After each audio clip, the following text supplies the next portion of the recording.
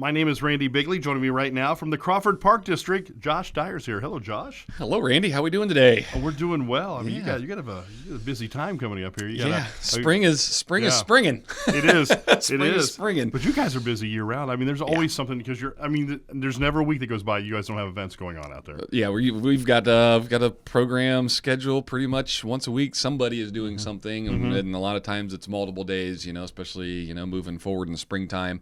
Yeah. On April 22nd, of course, is Earth Day. So Sure. we kind of want to make sure that we've got some programming ramped up for that special day to celebrate the Earth. Of course, to us, Earth Day is every day, but Right, sure, yeah. just to help bring that awareness about our environment to the forefront. But yeah, always got something going on, something big this weekend. Yes. Got a really nice event, the Artifact Expo, formerly known as Arrowhead Day, just because not all of those tools that people used in the prehistoric times were arrowheads. Right. Sure. Right. Yeah. Yeah.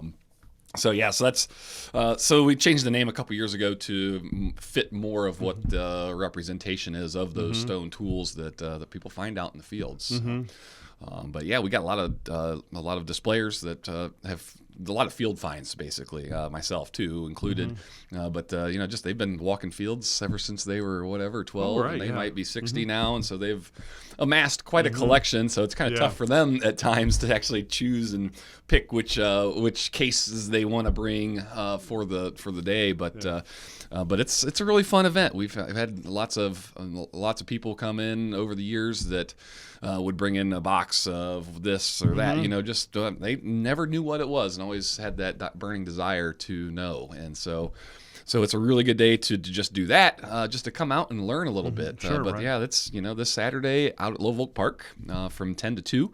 So a couple things this year. I know we've got.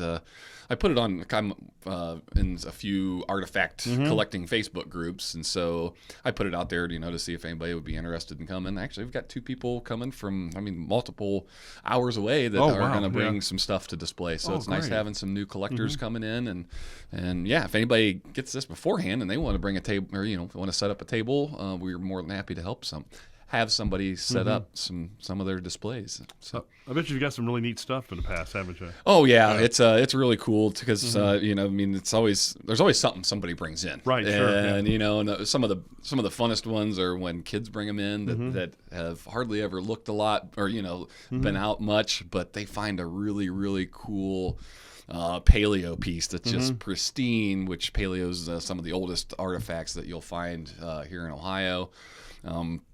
Or they'll find a nice, really perfect pendant, or a slate pendant. It's got tally marks and stuff Right, on sure, it. yeah. That their grandpa had walked that field multiple times, Right. and so but that kid found it and they bring it in, and it's like, man, that's really cool to hold in their hand and help them.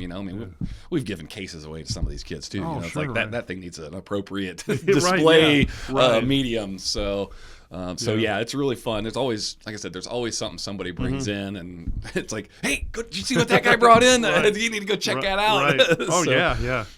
But yeah, it's a really fun day. It's one of my favorite events. For being inside, it's what you can do with it. So, Yeah. but it's a really good day. So again, that's this Saturday, March 11th, from 10 to 2.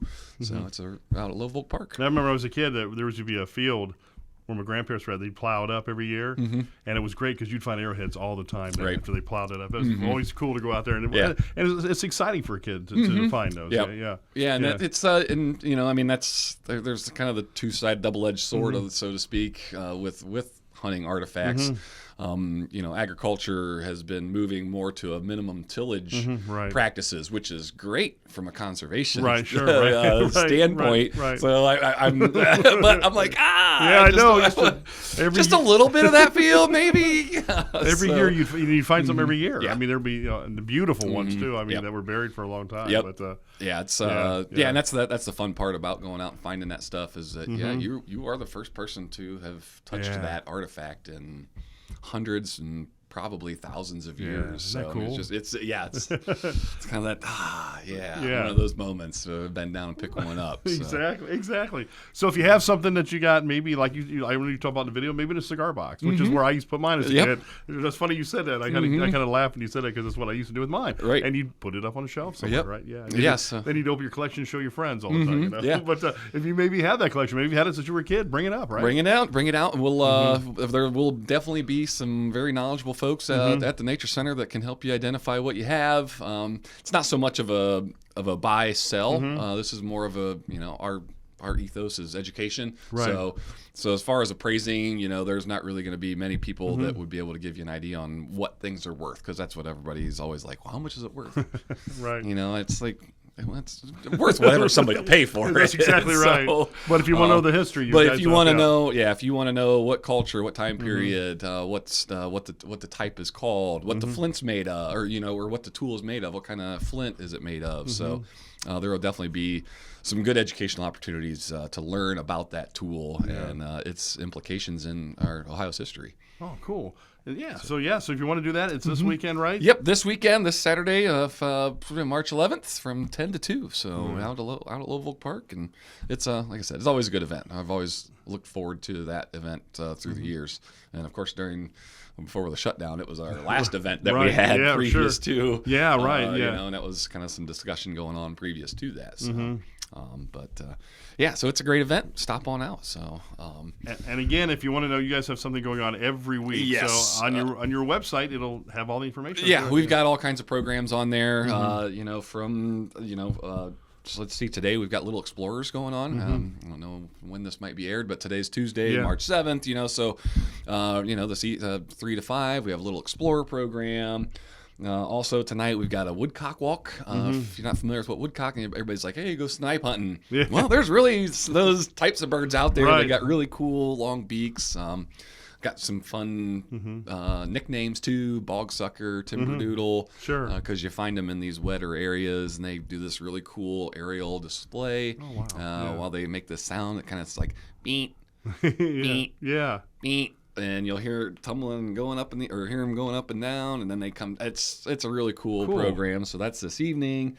Coming up, we also have some Puppet Pal programs. We're going to be taking our puppet show on the road to the schools, which is always a fun thing. And of course, it's springtime, and that our staff loves amphibians. So you're going to be hearing the spring peepers and the chorus frogs and the wood frogs ramping up. And so we're going to have programs throughout this month. Also, dealing with those changing things in those vernal pools and those swamps that might be in your woodlot. Of course, like I said, I mentioned the Earth Day stuff that we've got coming up in April. Wildflower walks, bird walks. CrawfordPD.org is where you can go. You like us on Facebook as well. We're always posting some updates or just some cool videos. Like the other day, Chelsea recorded Crypto, our resident hellbender, eating a pinky mouse in slow-mo. I mean, it was slow-mo, but it still was so fast. Right. And it's just, so we've got good content out there that people really enjoy. So, and I always say something for all ages of family. Yes, all ages from 1 to 99, like the old Christmas song. Right, so exactly. Literally from 1 to 99. So, all right, Josh, your website one more time. CrawfordPD.org, and you can find all our programs, any kind of nature tidbits. Get a hold of us through that or through our Facebook page. Stop out and visit the Nature Center, of course, out at Louisville Park. And I do want to throw this out there. One last thing. It is springtime, so I know people do like to go hiking. Just be conscious that it is wet this time of year. We do the best that we can to try to keep our trails improved, but we can't pave every trail. We can't, there's some accessibility on getting and, money wise, getting things in some far reaches of the trail. So just when you go out, we've had a lot of rain. Our trails are going to be wet. We do have some, we try to put down boardwalks in some of the wetter spots, but just be aware that when you go, take a pair of boots that you don't mind getting in the muck and in the mud a little bit. But sometimes that's the fun part. Yeah. And sometimes, Yes. Just ask Chelsea's Forest Friends preschools. Yeah, I'm sure. I bet. Yeah. But yeah, just be known. Be aware that there are some wets. The trails are wet this time of year, so be prepared in that regard. So. Okay, Josh. And one more time, the Artifacts. Artifact Expo this Saturday, March 11th from 10 to 2 out at Crawford Park Nature Center. Gotcha. Thank you so much, Josh, for coming in. Thanks, Randy. Thank you.